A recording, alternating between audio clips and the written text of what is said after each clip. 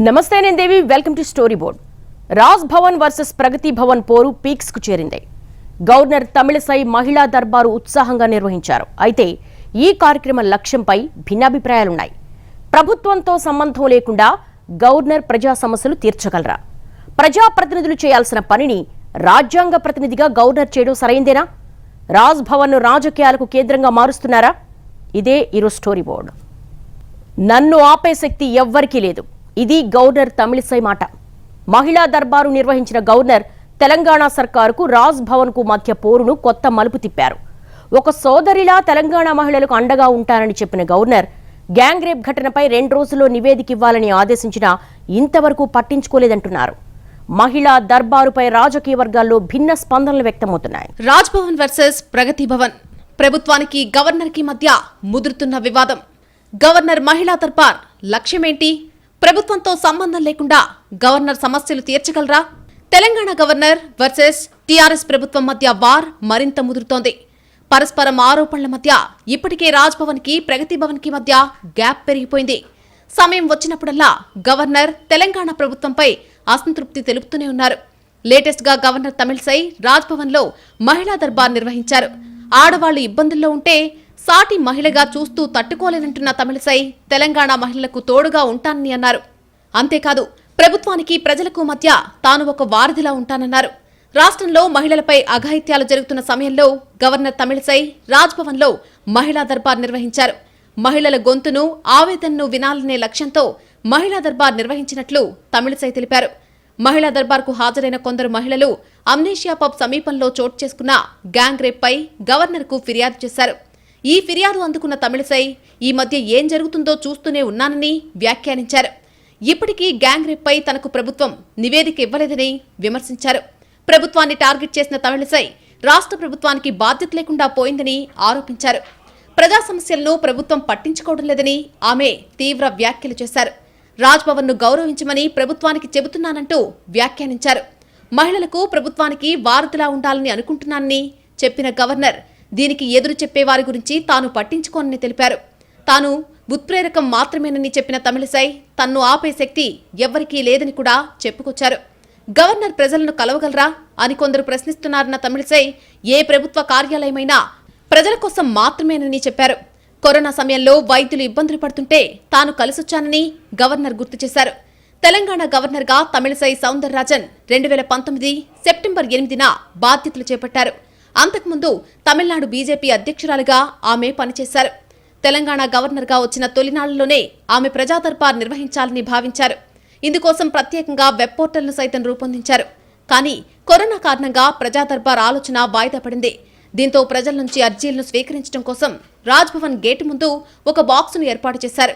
Governor కు ప్రభుత్వానికి మధ్య దూరం పెరుగుతున్న ప్రస్తుత తరుణంలో గవర్నర్ నిర్వహించిన మహిళా దర్బార్ మరింత హీటెక్కించింది. మొన్నటి వరకు గ్రీవెన్స్ సెల్ ద్వారా ప్రజా సమస్యలు విన్న తమిళసై ఇక మీదట గవర్నర్ హోదాలో స్వయంగా ప్రజల నుండి ఫిర్యాదులు స్వీకరించనున్నారు. మహిళా దర్బార్ నిర్వహించి పంతం నెగ్గించుకున్న తమిళసై రాజ్ భవన్ కు ఇలాంటి కార్యక్రమాలు నిర్వహించే హక్కుందని, ఇది పొలిటికల్ కార్యాలయం కాదని, మహిళా దర్బార్ను భవిష్యత్తులోనూ కొనసాగిస్తామని అన్నారు. రాజ్యాంగాన్ని గౌరవించాలన్న ఆమె రాజ్ భవన్ ఎలాంటి హద్దులు దాటడం లేదని స్పష్టం చేశారు. రాజ్ భవన్ ను గౌరవించకుంటే సామాన్యుల పరిస్థితి ఏంటని ప్రశ్నించారు. ఈ మధ్య జరుగుతున్న ఘటనలు చూస్తూనే ఉన్నామన్నారు. ప్రజా సమస్యలపై ప్రభుత్వం స్పందించాల్సిన అవసరం ఉందని ఆమె అభిప్రాయపడ్డారు. I repeatedly say that I want to be a catalyst. I want a bridge between the government and the people. I am very clear in that. There is no any politics in this, and I cannot accept that Raj Bhavans should be shut and it should not be approachable to the public. Each and every office, constitutional or elected, or each and every office only for the purpose of people. Nominated కోటాలో పాడి కౌశిక్ రెడ్డిని MLC చేయాలని TRS సర్కార్ నిర్ణయం తీసుకున్న తర్వాత ప్రగతి Bhavan versus Raj Bhavan మధ్య cold war highlight అయింది. ఆ తర్వాత రిపబ్లిక్ డే వేడుకలు, అసెంబ్లీలో గవర్నర్ ప్రసంగం లేకపోవడం, గవర్నర్ ప్రోటోకాల్ వివాదం, రాజ్ భవన్ లో ఉగాది వేడుకలు, ఇవన్నీ కూడా ప్రభుత్వానికి గవర్నర్ కు మధ్య దూరాన్ని పెంచుతూ వచ్చాయి. ఆ తర్వాత ఢిల్లీ వెళ్లిన తమిళసై ప్రధాని మోదీ, హోంమంత్రి అమిత్ షాలతో వేర్వేరుగా భేటీ అయ్యారు. రాష్ట్ర ప్రభుత్వ వైఖరిపై ఫిర్యాదు చేశారు. ఆ భేటీల తర్వాత తమిళసై చేసిన కామెంట్స్ అగ్నికి ఆజ్యం పోశాయి. ఆమె కామెంట్స్ పై టీఆర్ఎస్ నాయకులు ఘాటుగానే స్పందించారు. తాము నామినేటెడ్ వ్యక్తులం కాదని, ప్రజల చేత ఎన్నుకున్న ప్రతినిధులమని కౌంటర్ ఇచ్చారు. తమిళసై బీజేపీ మూలాలను కలిగి ఉండడంతో రాజ్భవన్ను బీజేపీ రాజకీయాలకు కేంద్రంగా మార్చారని పలువురు రాష్ట్ర మంత్రులు, టీఆర్ఎస్ అగ్రనేతలు ఆరోపించారు. దీంతో టీఆర్ఎస్ ప్రభుత్వానికి గవర్నర్ తమిళసైకి మధ్య పచ్చగడ్డి వేస్తే భగ్గుమన్నట్టుగా పరిస్థితులు మారిపోయాయి. మరోవైపు రాష్ట్రంలో చోటు చేసుకున్న పలు సంఘటనలపై స్పందిస్తున్న గవర్నర్ సంబంధిత అధికారుల నుంచి నివేదికలు కోరుతున్నారు. అంతేకాకుండా భద్రాచలం ఏజెన్సీ ప్రాంతంతో పాటుగా వివిధ జిల్లాల్లో తమిళసై పర్యటిస్తున్నారు. మతపరమైన ప్రదేశాలను సందర్శించడంతో పాటుగా అక్కడి ప్రజలతో మమేకమవుతున్నారు. ఆఖరికి పబ్లిక్ గార్డెన్స్ లో జరిగిన రాష్ట్ర ఆవిర్భావ దినోత్సవ వేడుకలకు కూడా ఆమెకు ఆహ్వానం అందలేదు. దీంతో ఆ వేడుకలను తమిళసై రాజ్భవన్ లో కొద్ది మంది అధికారుల సమక్షంలో నిర్వహించారు. ఈ సందర్భంగా గవర్నర్ తమిళసై సౌందరరాజన్ కేక్ ను కట్ చేశారు. పలువురు కళాకారులకు సన్మానం కూడా చేశారు. ఈ రాష్ట్రం నాది, నేను ఈ రాష్ట్రానికి గవర్నర్ను మాత్రమే కాదు, మీ సహోదరుని కూడా అంటూ తమిళసై మాట్లాడారు. అయితే జూబ్లీహిల్స్ అత్యాచార ఘటనపై తమిళసై సౌందరరాజన్ నివేదిక కోరినా ప్రభుత్వం పట్టించుకోలేదు. ఈ పరిణామాల నేపథ్యంలో ప్రజా దర్బార్ నిర్వహించారు. దీంతో అసలు రాజకీయాల కంటే రాజ్భవన్ రాజకీయాలు తెలంగాణలో ఆసక్తికరంగా మారాయి. దీనిపై అధికార టీఆర్ఎస్ ఎలా స్పందిస్తుందో అనే ఆసక్తి ఏర్పడింది. తాజా పరిణామాలతో తెలంగాణలో రాజకీయాల కంటే రాజ్భవన్ పాలిటిక్స్ ఇప్పుడు హాట్ టాపిక్ గా మారాయి. నిజానికి గవర్నర్ గా నరసింహన్ ఉన్నంతకాలం అంతా స్మూత్ గానే జరిగిపోయింది. కేసీఆర్ రెగ్యులర్ గా గవర్నర్ తో భేటీ అయ్యి కీలక విషయాలపై అప్డేట్ ఇస్తూ ఉండేవారు. కానీ తమిళసై వచ్చిన తర్వాత సీన్ మారిపోయింది. తమిళసై వచ్చిన మొదట్లో కూడా గవర్నర్ సీఎం మధ్య సంబంధాలు బాగానే ఉన్నాయి. అప్పట్లో టీఆర్ఎస్ బీజేపీ మధ్య కూడా అంత తీవ్రస్థాయి యుద్ధం లేకపోవడం, కేవలం ఎన్నికలప్పుడు మాత్రమే విమర్శలు చేసుకోవడం దానికి కారణం కావచ్చు. అయితే ఇప్పుడు టీఆర్ఎస్ బీజేపీ మధ్య పచ్చగడ్డి వేయకుండానే భగ్గున మండే పరిస్థితి ఉంది. అటు కేంద్రంపై కూడా కేసీఆర్ యుద్ధం ప్రకటించారు. కేంద్ర ప్రభుత్వం బీజేపీ నేతల తీరును టీఆర్ఎస్ అగ్రనేతలు ఎండగడుతున్నారు. టీఆర్ఎస్ కి బీజేపీతో పెరుగుతున్న దూరానికి సమాంతరంగా ప్రగతి భవన్ కు రాజ్భవన్ తో కూడా దూరం పెరుగుతూ వచ్చింది. ఈ తరుణంలో తెలంగాణ గవర్నర్ తమిళసై సౌందరరాజన్ నిర్వహించిన ప్రజా దర్బార్ తీవ్ర రాజకీయ దుమారం రేపుతోంది. ఇప్పటికే రాజ్భవన్ లో గవర్నర్ ఫిర్యాదుల విభాగం ఉందని, అలాంటప్పుడు గవర్నర్ ప్రజా దర్బార్ నిర్వహించాలని అనుకోవడం ప్రభుత్వ వ్యవహారాల్లో జోక్యం చేసుకోవడమేనని టీఆర్ఎస్ విమర్శిస్తోంది. కేసీఆర్ ప్రభుత్వాన్ని ఇబ్బంది పెట్టడంలో భాగంగానే ఢిల్లీ డైరెక్షన్లోనే తమిళసై సౌందరరాజన్ ఈ నిర్ణయాలు తీసుకుంటున్నారని టీఆర్ఎస్ శ్రేణుల నుంచి ఆరోపణలు వినిపిస్తున్నాయి. గవర్నర్ దర్బార్తో మహిళలకు ఏమీ ఉపయోగం ఉండబోదని అన్నారు కాంగ్రెస్ నేత జగ్గారెడ్డి. ఆమెకు జరిగిన అవమానాలపై చర్యలు తీసుకోలేకపోయిన తమిళసై మహిళలకు ఏం న్యాయం చేస్తారని ప్రశ్నించారు. ఒక గవర్నర్ జిల్లాకు పోతే ఆ గవర్నర్ని ఆహ్వానించే ప్రోటోకాల్ ఎస్పీ జిల్లా కలెక్టర్ది. మరి అక్కడ ఒక అధికారి కూడా పోయి ప్రోటోకాల్ పాటించని వాళ్ళ మీద ఎలాంటి యాక్షన్ తీసుకోలేని గవర్నర్ గారు మహిళా దర్బార్ పెట్టి మహిళలు పోయి ఏమన్నా అప్లికేషన్లు ఆమెకి ఇస్తే ఎవరి మీద యాక్షన్ తీసుకుంటుంది? ఆమెకు జరిగిన అవమానానికి యాక్షన్ తీసుకోలేకపోయింది. అంటే బీజేపీ గవర్నర్ని పేరు మీద బ్యాక్గ్రౌండ్ రాజకీయం చేయడానికి ఇదొక దర్బార్ అనేది, కానీ ఇది నామమాత్రం దర్బారే. దీనివల్ల మహిళలకు రిజల్ట్ ఏం రాదు. గవర్నర్ తమిళసై తన పరిధి దాటుతున్నారని సిపిఐ నేత నారాయణ ఆరోపించారు. రాజకీయ కార్యకలాపాల కోసం రాజ్భవన్ ను దుర్వినియోగం చేస్తున్నారని విమర్శించారు. గవర్నర్ లక్ష్మణ్ రేఖ దాటుతున్నారని కామెంట్ చేశారు. ప్రజానీకాన్ని దర్బార్గా పెట్టడం అంటే ఇది ఒక విధంగా రాజకీయ కార్యకలాపాలకి నాంది పలుకుతుంది. ఈమెకేమో రాజకీయం ఉన్నమాట వాస్తవమే, అయితే ఆవేశం లేదు కదా. ఇప్పుడు ఆమె గవర్నర్ అంటే తటస్థ వైఖరి, రాజ్భవన్ వైఖరి ఉండాలి తప్ప ఈ రాజకీయ పరమైన నేపథ్యం దృష్టిలో పెట్టుకుని చేసే కార్యకలాపాలు కనిపిస్తున్న ఇంకోటి కార్యం కాదు. ఒకవైపు బీజేపీ వాళ్ళేమో రాష్ట్రాలపై దాడులు చేస్తా ఉన్నారు, మరొక గవర్నర్గా ఈమె కూడా రాష్ట్ర ప్రభుత్వానికి ప్యారల్ గా ప్రజలను సమీకరించడానికి ప్రయత్నిస్తా ఉంది. అందువల్ల దీన్ని మేము తీవ్రంగా ఖండిస్తున్నాం. ఇప్పుడు తెలంగాణలో తమిళసై వ్యవహారం ఇంతటితో ఆగేలా కనిపించడం లేదు. గవర్నర్ సై అంటే సై అన్నట్టుగా ఉండడంతో మరింత హీటెక్కే అవకాశాలు కనిపిస్తున్నాయి. ఇప్పుడు తమిళసై మహిళా దర్బార్ నిర్వహించారు సరే, కానీ వచ్చిన ఫిర్యాదులపై ఆమె ఏదైనా చర్యలు తీసుకోవాలంటే వాటిని అమలు చేసే అధికారులెవరు? మళ్లీ సీఎన్నే సంప్రదించాలి కదా. రాష్ట్ర ప్రభుత్వ సహకారం లేకుండా ఆమె ఏ నిర్ణయాన్ని అమలు చేసే అవకాశమే లేదు. అలాంటప్పుడు ఈ కార్యక్రమంతో ప్రయోజనమేంటనే విమర్శలు వినిపిస్తున్నాయి. గవర్నర్ నేపథ్యం ఏదైనా కావచ్చు, ఒక్కసారి రాజ్భవన్లోకి అడుగుపెట్టిన తర్వాత రాజకీయాలకు అతీతంగా వ్యవహరించాలి. కానీ తమిళసై పలు సందర్భాల్లో గవర్నర్గా కంటే బీజేపీ నేతగానే వ్యవహరించారనే విమర్శలు మూటగట్టుకున్నారు. 2.5 ఏళ్లకు పైగా గవర్నర్తో మర్యాదగా మెలిగిన ప్రభుత్వం ఇప్పుడు డోంట్ కేర్ అనేలా మారిపోవడంలో ఎవరి పాత్ర ఎంత అనేది చర్చించాల్సిన అంశం. ఎందుకంటే గవర్నర్ల వ్యవస్థపై రాజ్యాంగంలోని ఆర్టికల్ 163లో చాలా స్పష్టంగా ఉంది. గవర్నర్లకు తమకు తాము సొంతంగా ఏదీ చేసే అధికారాలు లేవు. ఇది చాలా స్పష్టమైన విషయం. ప్రజలు ఎన్నుకున్న ప్రభుత్వాలు, ముఖ్యమంత్రి, ఆయన నేతృత్వంలోని మంత్రిమండలి సిఫారసుల మేరకే గవర్నర్ తన బాధ్యతలను నిర్వర్తించాలి. ఇంతకు మించి గవర్నర్లకంటూ ప్రత్యేక పనులేమీ పేర్కొనలేదు. సాంకేతికంగా దర్బార్ పెట్టి ప్రజల విన్నపాలు వింటే అభ్యంతరం రాజ్యాంగరీత్యా ఉంటుందని అనుకోండి. ఎందుకంటే రాజ్యాంగరీత్యా పరిమితులు ఏంటంటే గవర్నర్కు ఎగ్జిక్యూటివ్ అధికారాలు ఉండవు. ఇది భారత సుప్రీంకోర్టు అనేక సార్లు అనేక తీర్పుల్లో చెప్పింది. గవర్నర్ అనేది రాజ్యాంగబద్ధమైన హోదా తప్ప కార్యనిర్వాహక అధికారాలు, ఎగ్జిక్యూటివ్ పవర్స్ ముఖ్యమంత్రి నాయకత్వంలోని మంత్రిమండలికి మాత్రమే ఉంటుంది.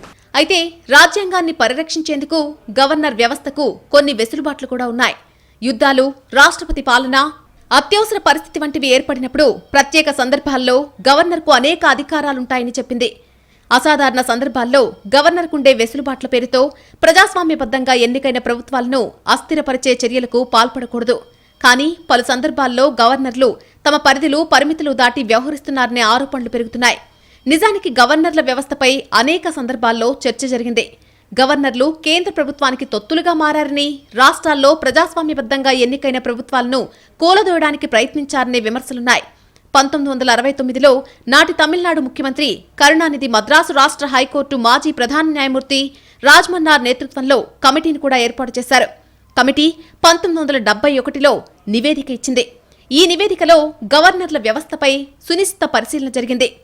గవర్నర్ల నియామక వ్యవస్థలో మార్పులు చేయాలని, గవర్నర్లను నియమించే సందర్భంలో రాష్ట్ర ప్రభుత్వాల అభిప్రాయం పరిగణలోకి తీసుకోవాలని సూచించింది. అంతేకాదు, రాష్ట్రాల ప్రయోజనాలకు విఘాతం కలిగించేలా గవర్నర్లు ప్రవర్తిస్తే వారిని రీకాల్ చేసే అధికారం ఉండాలని సూచించింది కూడా. ఇప్పుడు గవర్నర్ దర్బార్లు పెట్టినా ఆ విన్నపాలు రాష్ట్ర ప్రభుత్వానికి పంపాల్సిందే కదా. తాను స్వయంగా ఎలాంటి చర్యలు తీసుకోలేరు గవర్నర్ తన విన్నపాలను సీఎస్కి పంపడం మాత్రమే చేయగలరు. ఈ పనుల కోసం ప్రజలతో ఎన్నికైన ఎమ్మెల్యేలున్నారు. రాష్ట్ర ప్రభుత్వం కూడా ఉంది. గవర్నర్ ప్రజలతో ఎన్నికైన వ్యక్తి కాదు. సాంకేతికంగా తమిళసై చేస్తున్న దర్బార్ తప్పు కాకపోవచ్చు. కానీ గవర్నర్ రాజ్యాంగ ప్రతినిధి మాత్రమే. రాజ్యాంగం నిర్వహించే పనులు చేయాల్సిన గవర్నర్ కేంద్ర ప్రభుత్వ ప్రతినిధిగా వ్యవహరిస్తున్నారనే ఆరోపణలు తెచ్చుకోవడం వల్ల ప్రయోజనమేంటి? ఓ పక్క ప్రధానితో సీఎం కేసీఆర్ తలపడుతున్నారు. ఇలాంటి సమయంలో తమిళసై ప్రజాదర్బార్ నిర్వహిస్తే ఆమెకున్న బీజేపీ నేపథ్యం వల్ల రాజకీయ విమర్శలు రావడంలో ఆశ్చర్యం లేదు. కానీ ఇదేమీ తెలియనట్టు తాను మహిళల కోసం చేస్తున్నానని, తనకు అడ్డే లేదు అనేలా వ్యాఖ్యానించడంపై విమర్శలు వెల్లువెత్తుతున్నాయి. కేంద్రాన్ని పాలిస్తున్న బీజేపీకి, రాష్ట్రాన్ని పాలిస్తున్న టీఆర్ఎస్కు మధ్య తీవ్రమైన రాజకీయ వివాదం జరుగుతోంది. ప్రధానమంత్రి స్థాయిలో ముఖ్యమంత్రి పైన, రాష్ట్ర ప్రభుత్వం పైన అటాక్ చేస్తున్నారు. ముఖ్యమంత్రి ప్రధానమంత్రి పైన, కేంద్ర ప్రభుత్వం పైన అటాక్ చేస్తున్నారు. ఈ నేపథ్యంలో చూసినప్పుడు గవర్నర్ ఇలాంటి దర్బార్లు నిర్వర్తించడం ఔచిత్యం ఉంటుందా? అందులో భారతీయ జనతా పార్టీ చురుకైన నేపథ్యం కలిగిన గవర్నర్, ప్రస్తుత గవర్నర్, ఆమె ఇప్పటికీ బీజేపీ నాయకురాలను నేనేం ఆరోపించడం లేదు. కానీ యాక్టివ్ బీజేపీ పొలిటీషియన్గా నేపథ్యం ఉంది. రేపు గవర్నర్ పదవైన మరుక్షణం తిరిగి పార్టీలో యాక్టివ్ నేపథ్యం నిర్వహించే అవకాశం ఉన్న వ్యక్తి ప్రజా దర్బార్ నిర్వహించేటప్పుడు ఆ సమస్యలు అనివార్యంగా వస్తాయి. ఇప్పుడు తెలంగాణలో రాజ్భవన్ వర్సెస్ రాష్ట్ర ప్రభుత్వంలో జరుగుతున్నటువంటి కోల్డ్ వార్ వల్ల అంతిమంగా ప్రజలకే కదా నష్టం. ఏ రాజ్యాంగ వ్యవస్థ అయినా ప్రజా ప్రయోజనాలే లక్ష్యంగా తమ విధులు నిర్వహించాలి. తమకు నిర్దేశించిన పరిధిలోనే మెలగాలి. కానీ రాజకీయ ప్రయోజనాల కోసమో మరే ఇతర లక్ష్యాలతోనో నిర్ణయాలు తీసుకుంటే దానివల్ల అంతిమంగా ప్రజాస్వామ్యానికే నష్టం జరిగే అవకాశం ఉంటుంది. నిజానికి దేశవ్యాప్తంగా బీజేపీయేతర పాలిత రాష్ట్రాల్లో గవర్నర్లకు, సీఎంలకు మధ్య అంతగా సఖ్యత లేదు. దీనిపై పశ్చిమ బెంగాల్ సీఎం మమతా బెనర్జీ, తమిళనాడు సీఎం స్టాలిన్ సైతం గతంలో అసంతృప్తి వ్యక్తం చేశారు. రాజ్భవన్ సాక్షిగా రాజకీయాలు చేయడమేంటని నిలదీశారు. గవర్నర్లను బీజేపీ రాజకీయాలకు వాడుకోవడమే ఈ సమస్యలకు మూల కారణమనే వాదన కూడా ఉంది. ఇటు తెలంగాణలో కూడా ఇలాంటి సమస్యలే ఉన్నాయి. తమిళసై హార్డ్ కోర్ బీజేపీ నేత. తమిళనాడులో ఆ పార్టీకి అధ్యక్షురాలుగా పనిచేశారు. గత లోక్సభ ఎన్నికల్లో ఓడిపోయిన తర్వాత ఆమెను ప్రధాని మోదీ గవర్నర్గా నియమించారు. తెలంగాణతో పాటు పుదుచ్చేరి బాధ్యతలు కూడా ఆమెకు అప్పగించడం ద్వారా ఆమె ప్రాధాన్యతను తెలియచేసినట్టయింది. అంతెందుకు, గవర్నర్ పదవి తర్వాత ఆమె మళ్లీ పార్టీలో యాక్టివ్గా మారకుండా ఉంటారా? అలాంటప్పుడు బీజేపీతో ఇప్పుడున్న సంబంధాల దృష్ట్యా ఆమె వ్యవహార శైలిపై రాష్ట్ర ప్రభుత్వంలో టీఆర్ఎస్ నేతల్లో అసంతృప్తి ఉండడం ఆశ్చర్యపరిచే విషయం కాదని చెప్పాలి. హుజూరాబాద్ ఉప ఎన్నిక సమయంలో ఎమ్మెల్సీగా కౌశిక్ రెడ్డి పేరుని పెండింగ్లో పెట్టడంతో మొదలైన ఈ విభేదాలు ఆ తర్వాత మరింత ఉధృతమయ్యాయి. కరోనా సమయంలో ప్రభుత్వం వద్దన్నా నిమ్స్కు వెళ్లడం, కొన్ని విషయాలపై ప్రభుత్వ అధికారుల వివరణ కోరడం వంటివి చేసినా పెద్దగా సీరియస్ కాలేదు. కానీ ఎమ్మెల్సీ వ్యవహారాన్ని టీఆర్ఎస్ తేలిగ్గా తీసుకోలేదు. ఆ తర్వాత ఆమె ఏకంగా ఫిర్యాదుల కోసం ప్రత్యేకంగా ఒక బాక్స్ను ఏర్పాటు చేశారు. కేసీఆర్కు సహజంగానే అది రుచించలేదు. రిపబ్లిక్ డే పరిణామాలతో మరింతగా గ్యాప్ పెరిగింది. గవర్నర్ మేడారం వెళ్లినప్పుడు హెలికాప్టర్ కేటాయించలేదనే చర్చ కూడా జరిగింది. తన తల్లి చనిపోయినప్పుడు ప్రత్యేక విమానం అడిగినా నిరాశ ఎదురైందని స్వయంగా తమిళసై ప్రెస్ మీట్లో చెప్పారు. ఆ తర్వాత రిపబ్లిక్ డే స్పీచ్లో కూడా ప్రధానిపై ప్రశంసల వర్షం కురిపించిన గవర్నర్ రాష్ట్ర ప్రభుత్వ పథకాల గురించి ప్రస్తావించకపోవడంపై విమర్శలొచ్చాయి. కేసీఆర్కు బీజేపీ పెద్దలకు సఖ్యత ఉన్నంతకాలం తమిళసై కూడా జోక్యం చేసుకోలేదు. కానీ ఆ తర్వాత పరిస్థితులు మారిపోయాయి. మరో ఏడాదిలో శాసనసభ ఎన్నికలు జరగబోతున్నందున బీజేపీ టీఆర్ఎస్ల మధ్య రాజకీయ పోరు పెరుగుతోంది. దీంతో ఆమె కూడా తన గేమ్ మొదలుపెట్టారని భావిస్తున్నారు. గతంలో ఎన్టీ రామారావు హయాంలో గవర్నర్కు ఆయనకు మధ్య పలుమార్లు ఇబ్బందికర పరిస్థితులు ఏర్పడ్డాయి. టీడీపీ అధికారంలోకి వచ్చిన కొత్తలో ఆనాటి గవర్నర్ రామ్లాల్కు ఎన్టీఆర్కు సంబంధాలు సజావుగా లేవు. ఆ తర్వాత పరిణామాల్లో రామ్లాల్ను ఇందిరాగాంధీ తొలగించి శంకర్ దయాళ్ శర్మను నియమించడం జరిగింది. ఆ తర్వాత మళ్లీ తెలుగు రాష్ట్రంలో గవర్నర్ తీరుపై విమర్శలు పెరిగాయి. గవర్నరు రాష్ట్రంలో రాజ్యాంగపరమైన ప్రతినిధిగా తప్పున్న సమస్యలు తెలుసుకోవచ్చు, ప్రభుత్వంతో సంప్రదింపులు జరిపి ప్రభుత్వం ద్వారా చేయాలి తప్ప తనొక ప్రత్యామ్నాయ ప్రభుత్వాధినేతలాగా వ్యవహరించడం అన్నది రాజ్యాంగం ఎక్కడ చెప్పడం లేదు. పైగా కేబినెట్ నిర్ణయాన్ని రెండోసారి కూడా మళ్ళీ పంపితే తప్పకుండా ఆమోదించాలని చెప్తున్నారు. కేంద్రంలో బీజేపీ అసలు పార్లమెంట్ని ఖాతరు చేయడం లేదు.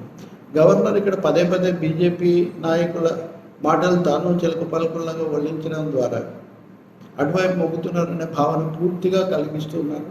ఎలాంటి రాజ్యాంగ చట్టసభల అనుభవం లేని తమిళనాడు బీజేపీ అధ్యక్షురాలను ఏకాఏకిన గవర్నర్గా నియమించడంలోనే బీజేపీ ఉద్దేశం స్పష్టమవుతుంది. రాష్ట్రాల పాలనా వ్యవహారాల్లో గవర్నర్లు జోక్యం చేసుకుంటున్న ఘటనలు ఇటీవల కాలంలో బాగా పెరిగిపోయాయి. పశ్చిమ బెంగాల్లో గవర్నర్ జగదీప్ ధన్కర్, సీఎం మమత మధ్య పెద్ద యుద్ధమే నడుస్తోంది. పాలనా వ్యవహారాల్లో ధన్కర్ జోక్యం పెరిగిందని మమత తరచూ ఆరోపిస్తూ ఉన్నారు. అధికారులను గవర్నర్ పదే పదే రాజ్భవన్ కు పిలిపించుకుని వారి విధులకు ఆటంకం కలిగిస్తున్నారని మండిపడుతున్నారు. ట్విట్టర్లో ఆయన్ను బ్లాక్ కూడా చేశారు. మమత ఆరోపణలపై ధన్కర్ స్థాయిని మర్చి స్పందిస్తున్నారు. కేంద్రం పట్ల సానుకూలంగా ఉండే ధన్కర్ ప్రతి వ్యవహారంలో బెంగాల్ ప్రభుత్వానికి అడ్డుపడుతూ ఉండడం గవర్నర్ల వ్యవస్థ దుర్వినియోగానికి అద్దం పడుతుంది. మెడికల్ కాలేజీల్లో ప్రవేశాలకు నిర్వహిస్తున్న నీట్ పరీక్ష నుంచి తమిళనాడును మినహాయించాలని ఆ రాష్ట్ర ప్రభుత్వం ఆమోదం తెలిపిన బిల్లును గవర్నర్ ఆర్ఎన్ రవి తన దగ్గరే పెట్టుకున్నారు. నెలలు గడిచినా దానిపై నిర్ణయం తీసుకోలేదు. స్వయంగా సీఎం స్టాలిన్ కలిసి గుర్తు చేయడంతో గవర్నర్ కదిలారు.